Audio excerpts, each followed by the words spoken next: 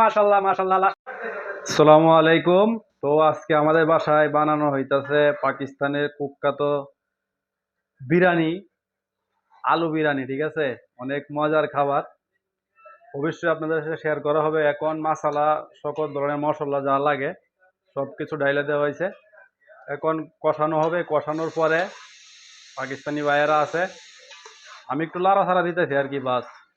ভাইয়েরা সব মশলা টশলা সব দিয়ে দিছে।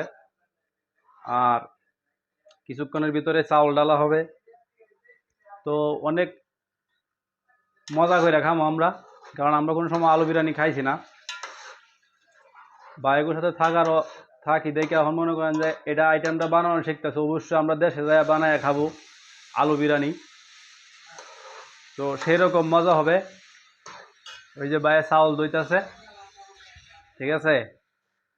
তো আপনাদের সবার সকলের दावत रही आलू बिरयानी खाने के लिए। सारा आदमी को दावत है, ठीक है। तो आप देखते रहो कैसे बनाता है आलू बिरयानी, ठीक है। वो मसाला का अंदर में सारा आलू पीस पीस पीस पीस करके काट के डाल देगा। बाद में मसाला के साथ थोड़ा टाइम कसा के लेगा, कसा के थोड़ा बुना कर लेगा। बाद में फिर जब बुना हो जाएगा, पानी थोड़ा कमते हो जाएगा, उस टाइम चावल डाल देगा, ठीक है। तो आलू जब पूरा सिद्ध हो जाएगा उस टाइम चावल दे देगा, ठीक है ना भाई? ठीक है, ठीक है सर। ठीक है सर। তো আইটেমটা আপনারা শিখে রাখতে পারেন, অবশ্যই বাসায় বানাইবেন আমাদের দেশে। পরবর্তীতে লাস্টে বলে দেব কি কি মশলা দিছে স্পেশালি।